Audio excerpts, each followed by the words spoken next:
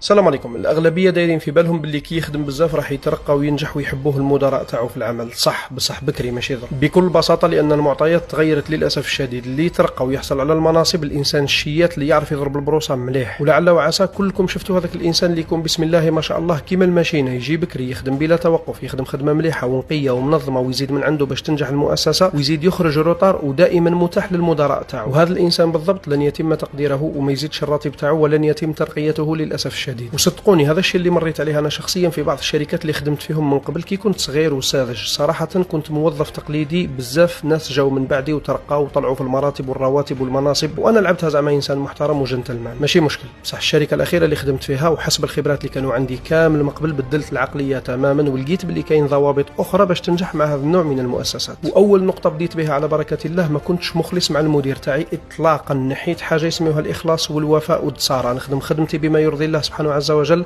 نلتزم بالوقت اللي خالص عليه وما نخونش الامانه وما نسرقش وما نزيدش عليها، واي ساعه اضافيه تخلصني عليها ولا نطيحك اون بان، خلاص سوسيال. ثاني نقطه، راني خدام معاك نادي الواجب تاعي كما ينص عليه القانون وبما يرضي الله سبحانه عز وجل، لكن شغالي واموري الماليه ومستقبلي المالي يفوت قبل الشركه وقبل كل شيء. والنقطه الثالثه واللي كنت مركز عليها بقوه، انه كل المبيعات اللي كنت نبيعها نتحصل على هامش ربح ونسبه ارباح نكونوا متفقين عليها من قبل، واذا ما اديتش حقي نقص لك البيع الشهر القادم، ونلتزم بالبيع العادي بدون بذل اي مجهود، بلا ما سبونسوريزي، بلا ما نبوستي، بلا ما نزيد عليها بصريح العباره وبدون اي مجهود اضافي. النقطه الرابعه، وانا خدام في هذيك الشركه كنت نحوس ولقيت مناصب شغل اخرى بنفس الامتيازات تقريبا وبنفس الراتب، وكنت بين الفينه والاخرى اقوم بتهديدهم بالاستقاله والذهاب الى شركات منافسه وبالدلائل جماعه، ماشي مجرد هضره فقط. يعني صراحه العام الاخير عيشتهم رعب حقيقي، يعني السنه الاخيره اللي قبل ما نستقيل عاشوا معايا رعب بكل ما تحمله الكلمه من معنى. النقطه الخامسه، نحيت تماما هذاك التوتر اللي كان يجيني كي يتصل بيا مديري في العمل. رجعت بارد الى ابعد الحدود، نهضر معه بكل اريحيه، الو مسيو فلان، نعم،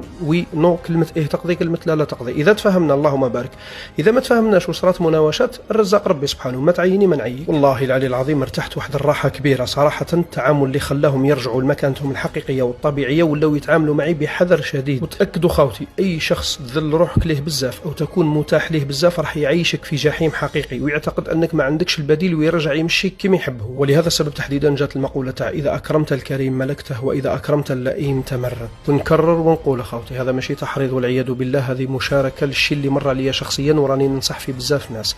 ما لا ما تخافش، الرزاق ربي سبحانه. السلام عليكم.